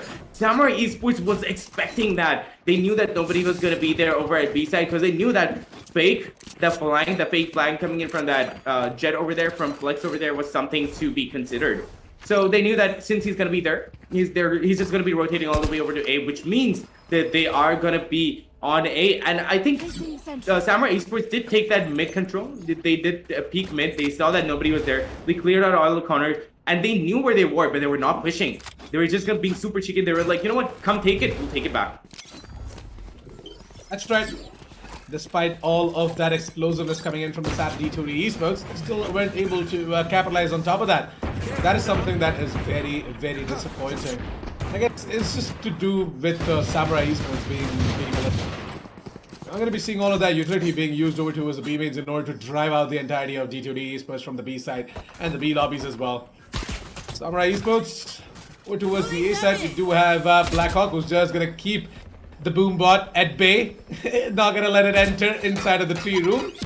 What an incredible usage of utility, man. Blackhawk is that one true master of Astra, in my opinion. That guy just absolutely crazy. So we're going to be seeing Flex, who's going to go ahead and just smoke out the turret in order to move it over towards the trade rooms, and Wimp getting that aggressive position over towards the Wines area is going to find himself a double, and SMX is going to finish it off with the final kill on towards Inflix. Amazing 4th round of the board for Team Samurai Esports and D2D Esports. They finally are going to get their bigger guns out once again. And let's hope this time they're going to have some sort of a strategy to get the first on the board. True. If we are looking at a match anything like the one that we just saw before, this might just be one of those matches in which, you know what, the attackers are going to make a comeback from the other side. We've seen that happening. They just start, not even on the other side, they're going to bring it to a 6-6. It could happen because you remember our team Triple Q was getting round after round and leaving Godlike on 0 rounds. This could happen yet again. But anyway, we are going to go on to the 5th round on this board just to see what is going to happen. As they're going to go in, the attackers are going to go in for mid-aggress, but they're going to get shut down by Samurai Esports. That Excali, but that operator is going to start working it and takes down players, but then gets traded out by Acetate, bringing it down to a 3v3 situation already. Information has gone down mid. Sai is going to be spotted out, but then again, no commitment is going to be made. Wimp is going to be holding that aggressive angle on tree, but then Sai, with that beautiful aim prowess, is going to take down Astronaut, bring it down to a 2v3 again. That side take is going to come in as Kawaii does have the spike in his hands. He is going to go in for that plan. Acetate has brought out his showstopper. Wimp, however, does take Kawaii with his nanostorm, which is really not expected, but Acetate is going to start activating himself and start popping off as he takes out Sai and Wimp in one beautiful spray. Down to 42 points of health. That is not looking really good for Acetate, and he has to make his move real quick, which he is going to do. And it is going to be a beautiful play coming in, because if he actually clutches this round out, it is going to go it is going to be a hats up moment for Acetate, because he's going to be a one-man army right now. He's going to bring the force in. He is going with that spike all the way over to B side, and SMX obviously he's going to be expecting that. coming in from the defender spawn. Just try to get a little bit of information with the recon dart. Does get it. Now he knows where he is. This is gonna not work out really bad for Acetate. But that planting is good. He knows where the plant has gone out. That frag grenade is gonna come out. Pushing it out. Pushing SMX out of his like beautiful angle holding. That half stick has not come in. Acetate is beautifully like playing around with SMX, not letting him defuse at all. He's just playing time. He knows exactly what he has to do because he doesn't have the health advantage, and it is probably going to go to his advantage, but he takes a little more damage, bringing him down to 23 points of health. The half defuse has come in, and get that shot and kill SMX and wipe him clean off the board. Beautiful round coming in from Acetate as he clutched it out by taking that 3k without even proper health assassin. Beautiful clutch coming in from Acetate there. Amazing round for the side of Team D2D, and if this is what we're going to be expecting, we have got to buckle down because the audience is going to be in for an entire treat. Get your popcorn, ladies and gentlemen, because D2D is probably going to bring it all back. That's right, Acetate. As I said, the amount of experience this guy carries is something really hot coming out from the side of D2D Esports. And when I say hot, I mean it. Because I'm not gonna lie, SMX was sweating out there in that specific round. He was just so confused. He was so paranoid as to when exactly Acetate is gonna peek. And Acetate, he just played him out like a cat playing with his prey, with the mouse. But yeah, a minute and 20 seconds and never mind, Acetate. This time around though, he's just gonna walk into the cross as a win. And you really don't see Acetate popping off every round. So yeah, he's a bit inconsistent at that. But Samurai Esports, what is consistent from them is winning off rounds and getting it all back together after they have lost a few rounds or even a round of them. It's gonna be time for them to put up the 5th on the board as Inflix is coming in from the top mid area. Sai has spotted him out and it's gonna be the Ion Phantom to get the job done. It's gonna be Inflix to be going down and the 5th on the board for Samurai Esports to be going up. You know what I love about Samurai Esports Assassin? It is not the fact that they... Like, normally, you see a lot of good utility, ability usage and everything, and that is something that impresses you. But what I love about Samurai Esports is that they use their abilities to flank. And the opponents never know when they're flanking. And they're just like, wait, hold up. How are you behind me? You're in front of me just this moment and you're behind me now? That is what I love about Samurai Esports Assassin. And anyway... me getting that out of my system is just gonna feel good because that is exactly what Samurai Esports does. But an aggressive push is gonna be coming in from Flex, but Excel is gonna be expecting that. Takes him out with that beautiful operator kill there, and Acetate is gonna take out Excali with that Boombot, bringing it down to a 3v3 situation as frags have gone out all across the board, something that I cannot keep up with because this is a really explosive round. The attackers are not going to be pushing it aside anymore because they know that they can't take it anymore. They know that the control has been lost, and on top of that, they're not on a really good economy. They have one sheriff on their side and two sheriffs on their side and one Spectre. Not much that they can do with that, and they cannot take a long-range fight. But if they do get up close and personal, they could bring it all back. They could, just start taking it all back and take close-range fights. Meanwhile, Samurai Esports is thinking that they are going to go in for an A take, so they go in for that rotate just to be sure. But then again, the B take is going to be coming in. SMX is really scared because he has been toyed with before. That information is going to be given out to Samurai Esports. He's going to be like, you know what, B side is being taken, please come help me. But instead, he starts popping off, takes Asheron and Kawaii instead, bringing it down to 1v2 situation as that trade does come in from Inflict. Beautiful aim, but then he does not have the health to clutch this out. But then if he does manage to do so, it is going to be a beautiful play. But that information has gone out. They know where he is. They know where he has used his ultimate, not his what the hell? He's come all the way down here and that diffuse is going to go out. Inflix, honestly, to be honest, Assassin, that was not a bad play. He had very low health. He knew that he didn't have the advantage and he needed that money. He had to save that Phantom. He just went out, teleported out with that Phantom just to save it. Not a bad play coming in from Inflix. Nothing much that he could have done. But then again, beautiful play coming in from Samurai Esports instead. As SMX over there, you can look at that. He started popping off. I knew it was a little bit scary because he was tied with before. He was like, oh no, I've been tied with before. Exactly on B site. I've got to be a little careful. But then when that push did come in, he started popping off and just spraying them down and killing them. And that is going to be putting the 6th round onto the board for Samurai Esports Assassin. And you can't take it away because this is probably going to be the 7th as well for Samurai, in my opinion. Yep. Excali. This time around though, he's got his operator eyed over to his middle position, but gonna instantly just move over towards the B mates as well. Sai is gonna be the one to provide him some cover, but what the hell are both of these guys doing? Sai and Excali, this is watching the exact same angle. Hello? Someone just coordinate and communicate. Then yeah, jokes aside guys, It's going to be Flex to try and open up some sort of an avenue towards the A-shot position. Even though the lockdown has been placed over towards the B side, team D2D Esports are actually not moving in over towards B. They're actually moving in over towards the A side. What the hell? Flex, come on, man! You're moving in over towards the Garden's position. You absolutely cannot have your knife out. You can't run around like that. It's going to be a CT. Pull out the showstopper and yeah, I did tell you, right, that the showstopper needs a little bit of a fix, maybe. But yeah, this time around though, there's no not going to be any sorts of a little moment right there for a CT, so it's chill. The CT does take out the drone, but at the same time he has given out his information. He's so goddamn low.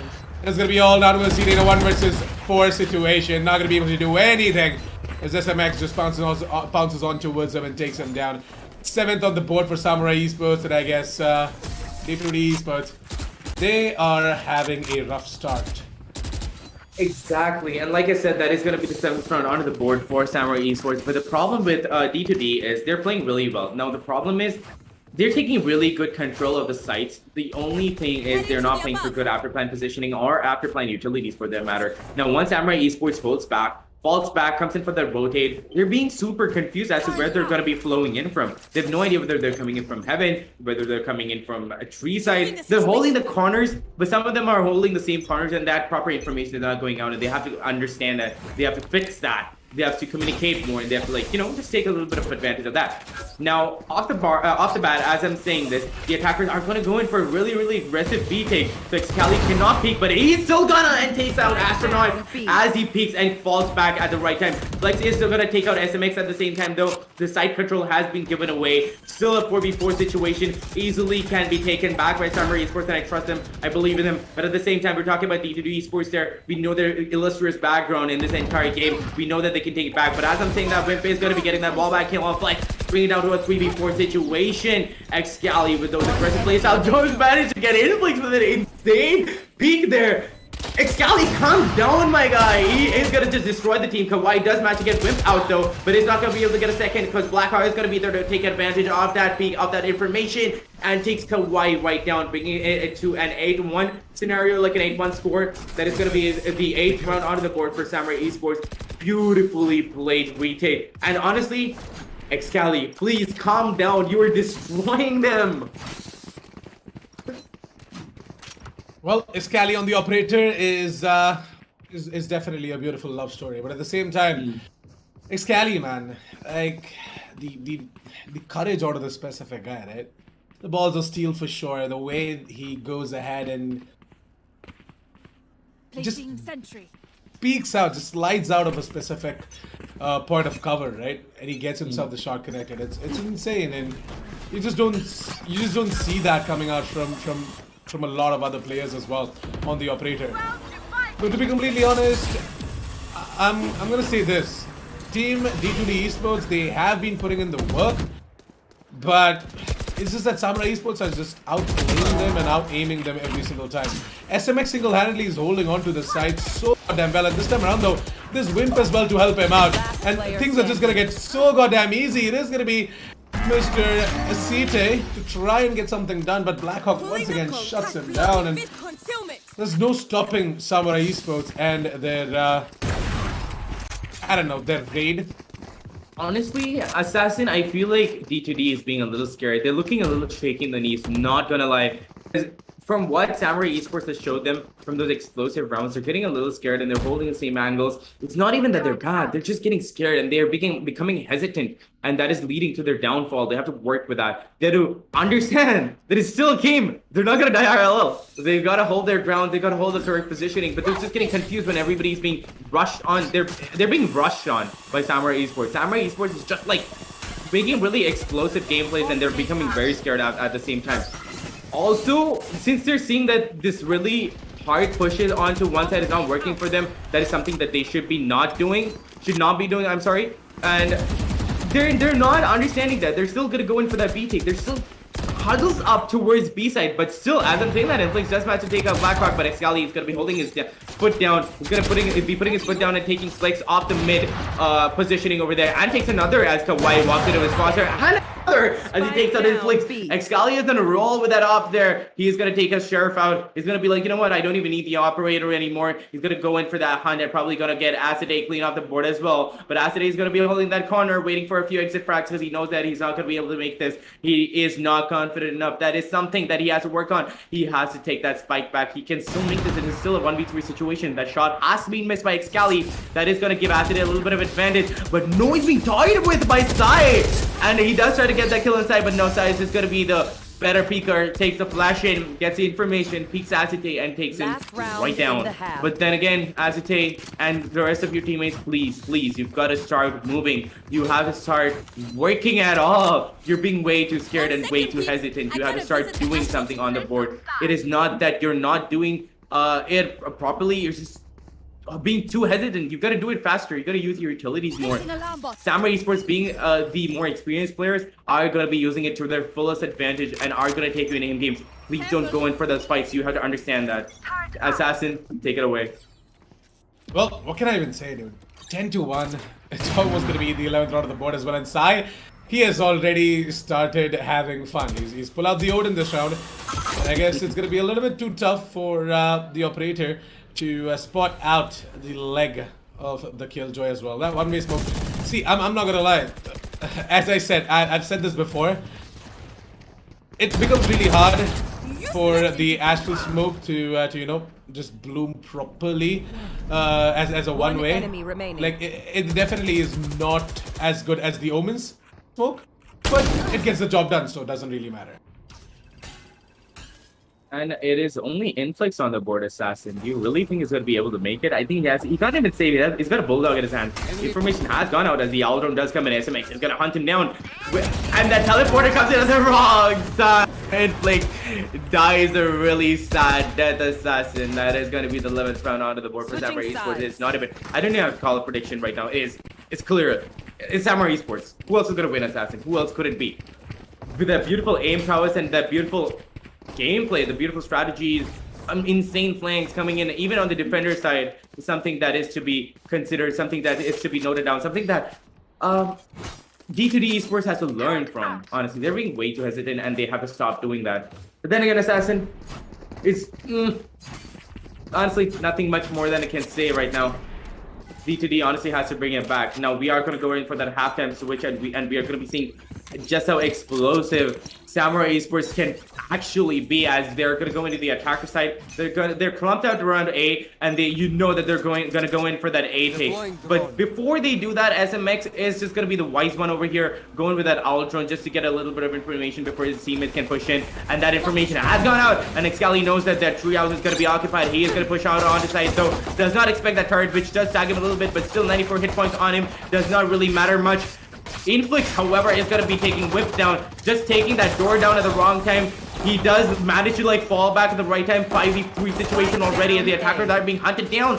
D2D is bringing it back, but then again, Samurai Esports is answering back by equal number of kills. 1v2 situation already with an under-heavy positioning by Excali over there. Does manage to take out Inflix, but is he going to be able to take it wide? No, Kawhi is going to be having the positional advantage on Excali. He does take him down. A really explosive first round coming in again from the side of Samurai Esports, but they are not being able to capitalize on this because they had that, again, pistol round. Nothing much you can see about this. They did go in for an explosive take, and honestly, D2D had a proper positioning, a proper take, honestly, a proper retake, but the problem is, I feel like that was a little too random. That was not coordinated, and they, to be honest, they got just a tad bit lucky. But on top of that, they did still have their communication on point. If they start working on that again, they might start bringing back runs onto their board.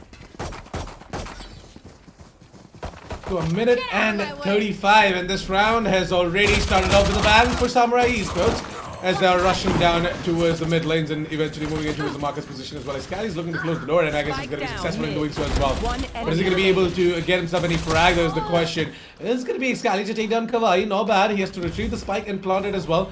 But at the same time, the spike is dropped right in front of his CT, and I don't think so that he's going to go ahead and give it up to Excali. The drone is coming in order to get some information, and I guess Excali is able to... Oh, wow. What? Excali, he's not going to be spotted. So he can play it out as... He can just play it out in whatever way he wishes to. 50 seconds, and Excali, is he still gonna move it over towards B? Yeah, he should be. I mean, Yeah, like it makes sense. He is clear planted. and he knows that, so why not just move over towards that side and grab himself. So he has to play aggressive, by the way. That is a problem. Oh, never mind. He's gonna miss the blades, and that's gonna be a bit of a problem. Gonna pick up the Spectre. Not that great of a weapon, but at the same time, the HP is sort of more on both of these players from side of D2D. That's gonna be the third round of the board for D2D, ladies and gentlemen. 11-3 as D2D Esports.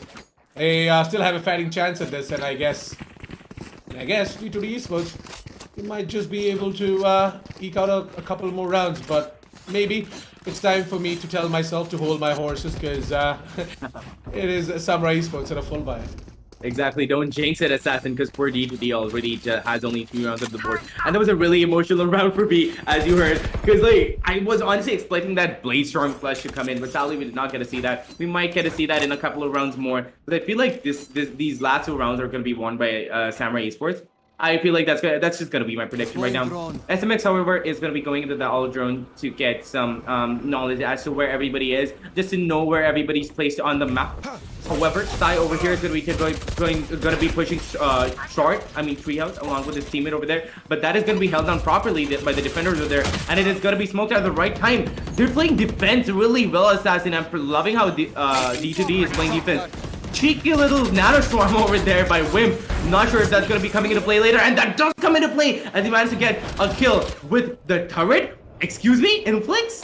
He's probably low on top of that, so he just goes down to the turret. Excali on top of that. Speaking about being low, Excali's going to be down to 15 points of health, but they still do have the player advantage. They still have the informational advantage that they need. Wimp again is going to be 22 hit points on. There are going to be 22 hit points on him. Information does go out as the drone is going to be coming out, but beautiful play coming in from the sides of Samurai Esports there. Does manage to get that 1 kill, bring it down to 1v2. Astronaut is not going to be able to collect it out, I'm sure, because Blackhawk is going to be there to capitalize on that entire destruction coming in from his teammates out there, and does manage to take down the Astronaut, bringing in the 12th run onto the board and bringing into play the match point that we've all been waiting for and expecting that, honestly, because Samurai Esports is something that is a force to be considered, a force to be reckoned with, a behemoth, if you will, as you like to say, Assassin. And as you've said multiple times before, Samurai Esports is a behemoth, and I'm not gonna lie, I see what you mean, because this is exactly in the style that they play, going for the explosive flank plays,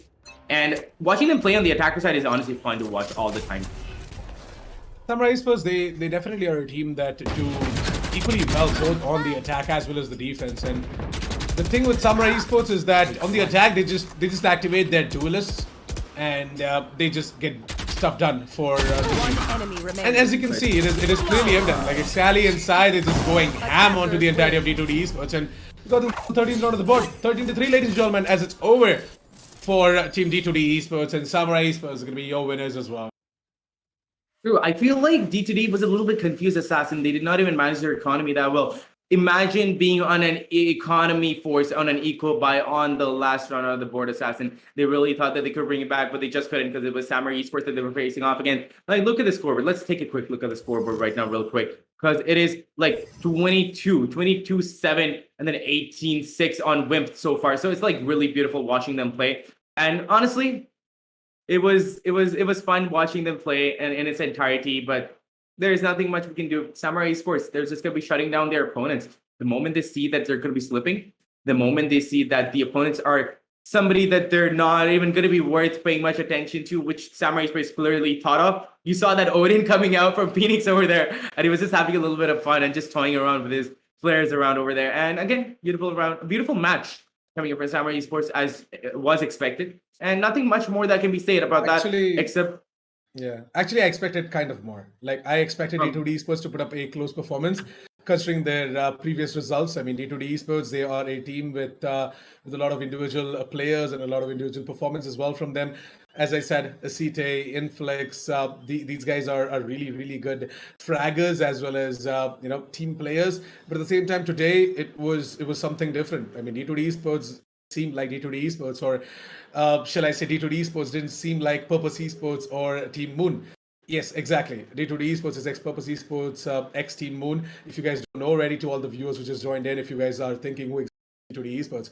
So they are a bunch of players who were previously known as Purpose Esports and Team Moon, and now they got picked up by D2D Esports as well. Now the thing is that I understand for a fact that they did go in through an organizational change, and they made their way into D2D Esports. But that doesn't change the fact that the players haven't really changed.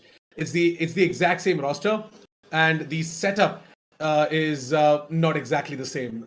I'm not really sure what caused this switch to do. Maybe they're just experimenting things. Maybe they're trying to bring up newer composition, but it clearly isn't working out for them. So, in my opinion, what they can try and do is for crucial tournaments, they can just stick to their defaults, maybe a little bit of a revised edition at that. And they can just experiment things while they're scrimming or something like that. Because if they go ahead and lose out in tournaments like these, then it's definitely going to be trouble for D2D Esports. Now the thing is that Samurai Esports, on the other hand, they are a far better team, and no matter what they do, they still manage to eke out all of these skills and these stats on the board as well. So facing off against a team like Samurai Esports in the Lenovo Intel Valorant Open, D2D Esports should have stuck to their defaults and maybe tried to get a revised edition at that as well. But unfortunately, they're just gonna go in with that new composition that they were trying to come in with, and it kind of backfired at them as well. But good job, D2D Esports, valiant effort for sure, and just keep these all the things in mind. Go back to the drawing board, figure out what's up, and come back stronger as well, because I'm definitely rooting for you guys as well. Can't wait to see what exactly you guys are going to do in future tournaments. Let's take a look at the match highlights, Quint, and you can carry on this conversation over there. Yeah, and to be honest, speaking of this entire thing, I did expect a lot from D2D as well, speaking just because of how highly we're speaking of them. And just before I go on to that, can we just take a moment to appreciate this insane 3K by Wimp over there? Like, they were already low and they just walked into the nanoswarm. So these little moments are exactly where D2D were going wrong. They were just not having it. It just seemed like they were lacking practice. It seemed like they didn't practice for the past few days, and they just came off just off of a random. They just treated it like a normal day and just came onto the board just to face off against Samurai Esports. It's like they didn't even give much of a consideration. However, I will go out to say that Acetate had some really good plays on the board there. Then again, I'm not sure about their composition before. I'm not sure what their roster was before Assassin. You would know better about that. But I still think that even with the roster that they have right now, if they took raw aim fights, they still could have managed a little bit. It just seemed that they were a little rusty today. It might have been that they were having an off day, but to me, it looked like they lacked a little bit of practice. D2D, you have to work on that. You got to practice up a little bit. And if Assassin is going to put you up on such a high pedestal, if he's going to be saying that you guys are that good, I'm going to be trusting him. I'm going to believe that you are as good as he says. So if you have that much potential, please don't let it go to waste. You just got to practice a little bit. And I was expecting a much better play against Samurai Esports, like Assassin said. And then again, we did not get to see that though. I believe that the next time that we do come into a server where D2D is going to be there, I believe, Assassin, that we are going to see a changed team, a changed roster, a roster who is going to be destroying the opponents and shutting them down. They still did manage to get 3 rounds on the board, which is not bad at all. But then again, the defeat did go out onto their side, and Samurai Esports did manage to win this entire thing out. So congratulations, Samurai Esports, on getting yet another win onto your side. And D2D, I wish you all the best. I wish you all the best of luck in your practice sessions and every tournament that is to come so far, and a beautiful match again. True that. So with that, we are pretty much done with day number 9 quarterfinal matches as well. It was definitely a very exciting day for sure, especially match number 1, which was almost about to go into overtime, but sadly didn't, as Godlike Esports were able to go ahead. Yeah, Godlike Esports, they went ahead and closed it out as well. Match number 2 was a one-sided affair, but at the same time, D2D Esports, I am rooting for you guys. Stick around and work on your flaws, get yourselves better, and evolve throughout the tournaments as well that are coming forward for you. So, guys, thank you so much for watching day number 9 of the Lenovo Intel Valorant Open in association with Croma. Before we sign off, I would like to give out a huge shout out to our sponsors, Lenovo, Intel, and Croma, for making this tournament happen. Please do check out the deals on the Legion gaming notebooks powered by the all-new Core i7 processors by Intel using the link down in the description below. And also, by visiting any of your Croma stores nearby as well. Please do check out the deals. Get yourselves a Select Legion Gaming notebook, and we can't wait to see you as well in one of these tournaments performing on the server. With that, thank you so much for tuning in. Bye-bye. Me and Quaid are going to see you guys tomorrow with more and more Valorant action. Until then, it is going to be Assassin 47 and Quaid signing off. Thank you so much for tuning in. Goodbye. Have a great day. See ya.